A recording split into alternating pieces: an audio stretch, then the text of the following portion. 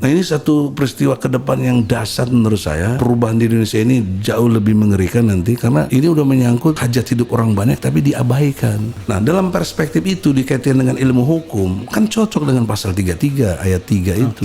Jadi kenapa hari ini rakyat tidak sejahtera, minimal masih banyak yang miskin? Karena pemimpinnya yang bikin miskin. Ini namanya kemiskinan struktural. Mungkin yang ahli-ahli ekonomi lebih jago. Saya temukan ini dosa-dosa struktural mereka. Mereka ini pendusta agama, tapi tetap dipercaya, tetap dijilat. Karena para pendustanya ini nggak punya lain kecuali tadi isi tasnya itu. Dan isi tas itu main dengan konglomerat yang ada. Nah, disitulah ada surat Al-Ma'un. Ara'aitallazi yukadzibu bidin. Tahu kamu siapa pendusta agama? Mereka yang menghardik anak miskin, tidak beri makan orang miskin, lalai sholatnya, berlaku ria, pencitraan aja sampai masuk gorong-gorong gitu, dan tidak membantu.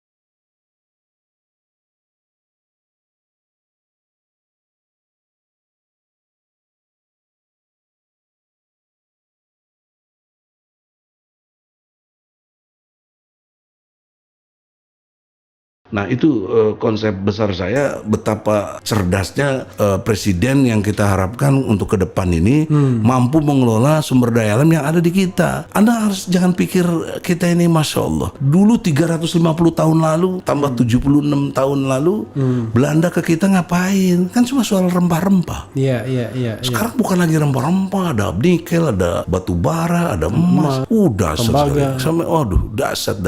Hasil laut, hitungan saya kurang lebih 500 triliun per tahun, tinggal dibagi berapa. Jadi Indonesia ini kaya raya, bos. Cuma dipimpin oleh para maling yang brengsek ini gitu loh.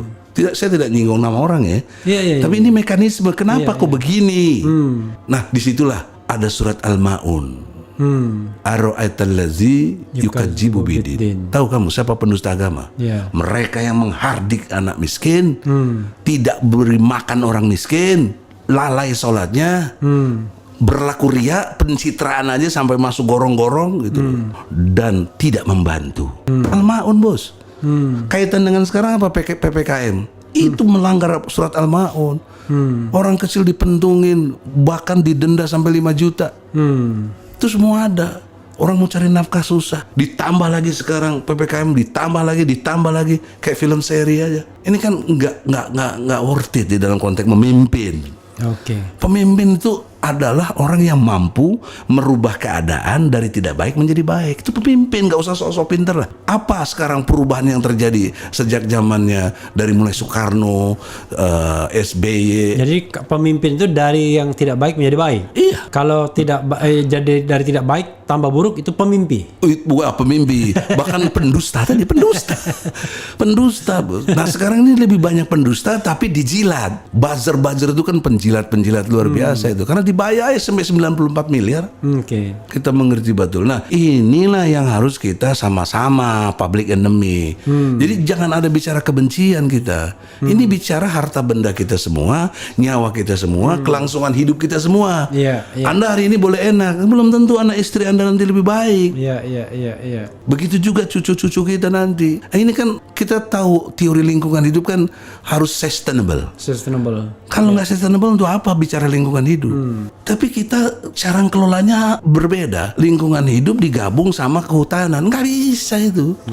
Menterinya itu teman saya sekelas tuh, Siti Nurbaya. Ya, sekelas saya sama dia. Sekelas di S2, S3.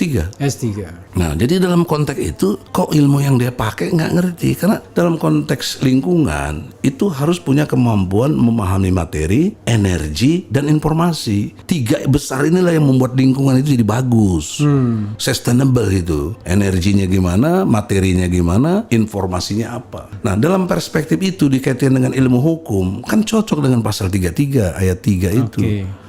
Jadi kenapa hari ini rakyat tidak sejahtera, minimal masih banyak yang miskin? Karena pemimpinnya yang bikin miskin. Ini namanya kemiskinan struktural. Oke. Kemiskinan struktural, mungkin yang ahli-ahli ekonomi lebih jago. Saya perspektif hukumnya aja. Saya temukan ini dosa-dosa struktural mereka. Mereka ini pendusta agama. Oke. Tapi tetap dipercaya, tetap dijilat. Karena para pendustanya ini nggak punya lain kecuali tadi isi tasnya itu. Dan isi tas itu main dengan konglomerat yang ada. Yang membuat dia dibiayai, jadilah boneka dia. Dia merasa sur sendiri. Padahal dia menghancurkan dirinya sendiri. Oke. Nah, ini satu peristiwa ke depan yang dasar menurut saya. Perubahan di Indonesia ini jauh lebih mengerikan nanti. Karena ini udah menyangkut hajat hidup orang banyak tapi diabaikan. Oke. Ya. Persoalan seriusnya ada 2. Ukuran kesuksesan itu kan dalam konteks kepemimpinan tadi mampu merubah keadaan. Nah, kita lihat sekarang ukur satu-satu. Terakhir ini yang Jokowi. Apakah terjadi perubahan lebih baik atau enggak? Kalau udah tahu enggak lebih kok didukung terus tuh gimana otak itu? Oke. Itu bukan saya benci ya, enggak. Saya sayang Jokowi itu presiden kita kok. Subjektif ya. Iya, subjektif dong. Iya. Tapi dikemas secara objektif. Iya, iya. Melihat fakta-fakta, bukan kebenciannya. Nah, itu teori yang saya osjubedil itu. Oke. Maka oleh karena itu tidak mengurangi hormat dengan siapapun, terutama saudaraku Presiden Republik Indonesia, jangan tersinggung ya. Anda sadar diri, dalam petitum saya kasih kesempatan untuk taubat. Luar biasa. Kalau nggak mau taubat, Anda mundur. Kalau enggak, nanti rakyat bergerak memundurkannya. Itu konsepnya sederhana aja. Tobat itu maksudnya mengubah kebijakan. Iya. Oke. Kan tobat itu ada 3. 1 mengakui kesalahan. 2 tidak akan mengulangi lagi. 3 mengganti. Ganti. Nah, gantilah kebijakan-kebijakan yang jangan sampai rakyat dimiskinkan. Oke. Dengan listrik, Iya. PLN, itu menurut hemat saya sumber daya alam yang dikuasai oleh listrik ini paling besar. Oke. Ya, setelah itu BRI, setelah itu yang lain-lain lah. Oke. Itu PLN sekarang ini Masya Allah, kita bayar pet sedikit aja didenda. Tapi bagaimana mendistribusikan nilai-nilai listrik untuk kesejahteraan, juga kehutanan. Pernah sahabat saya MS Kaban jadi menteri kehutanan, saya kritik, Ban, lu jadi menteri, masyarakat seputar hutan tetap miskin. Apa artinya kau? Padahal dia ambil sumber daya dari situ. Oke. Ya, cuma gitu. Sudah. Itu sahabat saya ya. Artinya saya bisa ngomong gitu karena selama ini bersama terus. Tidak bermaksud destruktif tapi membangun. Nah, lihat ukur kebijakan para menteri yang ada. Kan yang dilihat dapat fee-nya. Seperti free apa ini juga apa namanya nih? Freeport juga. Wah, kita kan tahu lah bagaimana fee-nya yang beredar. Waktu rekaman yang nggak boleh diperdengarkan yang di DPR tuh gimana tuh. Tapi ini udah di depan mata, nggak bisa berubah juga. Oke. Ya, juga ada tidak bermaksud ini ya, misalnya ada menteri yang menguasai semua hal, menteri semua urusan. Ini juga dibiarkan saja. Dan anehnya lagi kemarin penunjukan untuk memimpin PPKM ini nggak ada surat keputusan. Itu dari segi tata negara kan nggak dibenarkan begitu, dan sudah digugat oleh pedagang angkringan itu. Nah, hal-hal begini bagus menurut saya digugat. Maka saya pelopori bagaimana gugat yang benar. Nah, gugatlah gubernur-gubernur di daerah, termasuk Anies. Jangan dipikir di sini enak-enak aja. Iya. Ini kita ini memang nggak ada hutan, tapi Anda lihat beton itu. Soal rumah Anda ini luar biasa. Saya senang sekali banyak gedung-gedung tinggi itu. Kelihatan. Itu kan hutan beton. Berapa investasi triliunan itu? Terus berapa kontek ke pajaknya? Mana hasilnya? Yang saya tahu ada kurang lebih 150 triliun APBD. Iya. Tapi mana konversinya buat rakyat Jakarta? Nggak nyampe dah 150 triliun APBD. 100, Adalah. 100 kurang. Iya, dengan segala hal-hal yang nggak terdeteksi kan banyak kita tahu lah. Nah, kalau pakai surat Al-Anfal ayat 1 dan ayat 41 itu ada tentang gonima. Saya sudah ingatkan Anies dalam pengertian gonima. Di situ harus 20% buat rakyat miskin. buat di jalan Allah, buat Ibnu Sabil, ada surat Al-Anfal. Nah sekarang mana konsep 20% buat rakyat? Nggak ada, bagi-bagi ke sekitarnya itu aja. Mungkin G. Salifah lebih tahu. Teman kita. Tapi maksud saya tidak menggunakan, dia sahabat saya, bahkan adik lah dalam konteks HMI juga. Saya mengingatkan, kalau ini tidak dijalankan, Anda kena surat Al-Maun. Oke. Apalagi pakai vaksin, kasihan rakyat, bagaimana itu loh. Nah, ini yang saya maksud, gerakan-gerakan yang gini, seperti saya lihat sahabat saya juga Babe Aldo bikin MPR, Majelis Penderitaan Rakyat. Nah, itu benar. Tapi mana yang ngurusin begitu-gitu, saya kira sekilas ntar juga hilang lagi tuh. Oke. Yang mudah-mudahan nggak hilang. Nah, ya. jangan, maka harusnya terstruktur, masih bikin ke pengadilan, gugat. Apa yang nggak benar dari rejim ini? Jangan cuma Jokowi, karena dia bisa berkilas, itu bukan urusan saya. Oke. Ya, maka kita distribusi gugatan ini kepada tiap gubernur, bupati, wali kota. Jadi kesadaran hukum dengan sendirinya meningkat. Nah, ini satu konsep yang nggak dipikirin. Maka saya kalau punya kesempatan dan ada dana, saya pengen bikin klinik hukum. Klinik hukum di tiap-tiap daerah, berseberangan dengan polsek misalnya, atau berseberangan dengan puskesmas. Karena ini nggak pernah diperhatiin. Misalnya pasal 34 UUD 45, fakir miskin, anak terlantar dipelihara oleh negara. Pernah kita dengar rumah yatim nasional? Nggak ada sampai hari ini. Bang, siapa yang ngurus itu? Saya cuma mengingatkan aja nih, sebentar lagi Isa. Oke, habis itu kita closing. Harapan saya kita sudah menemukan public enemy tadi.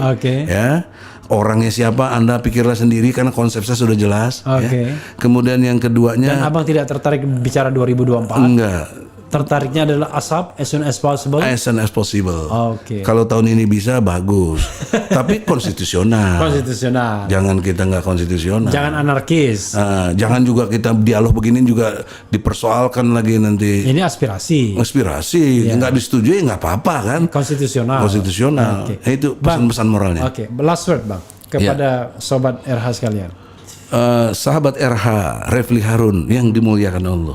Saya lebih senang itu karena kekayaan yang Anda dapat, prestasi yang Anda dapat dibawa dalam ketaatan. Amin.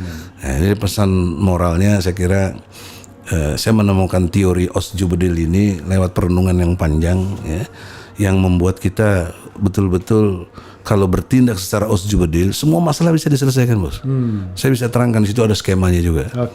Nah, untuk itu tidak bermaksud promosi, ini adalah output untuk penyelesaian masalah. Ketika orang ditanya bagaimana nyelesain masalah, banyak yang nggak ngerti. Saya bisa jawab secara konsep maupun aplikasi. Ya, insya Allah tahun ini ada perubahan. La haula wala quwata illa billah. Amin ya rabbal alamin. Insya Allah.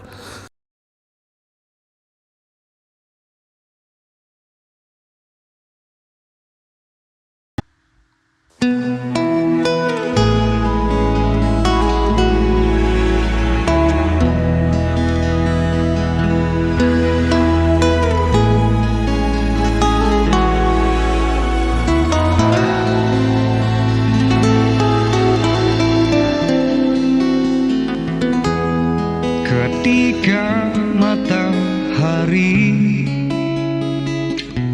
hanya di atas kepala, panas melelehkan. Ketika keadilan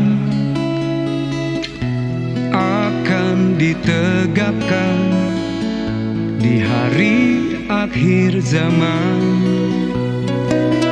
Padang yang luas tak ada naungan, tapi Engkau pemimpin adil.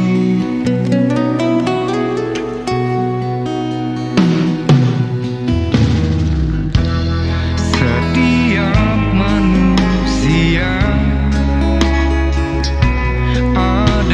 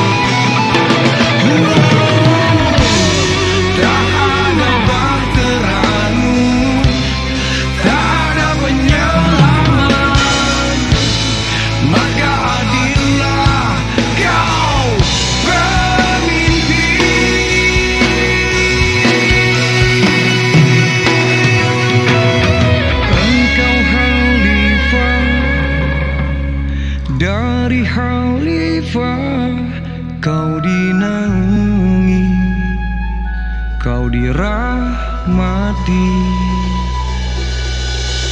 Tapi engkau khalifah, dari khalifah kau dinaungi, kau diselamatkan.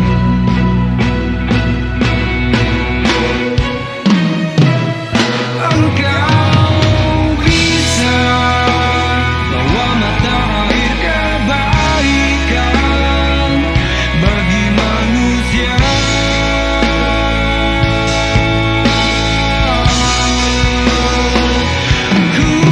Kuasamu juga bisa menenggelamkan umat manusia.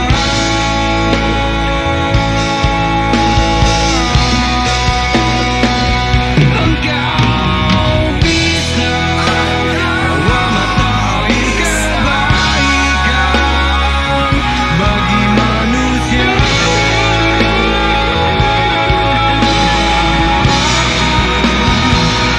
Kuasamu juga bisa menenggelamkan umat manusia.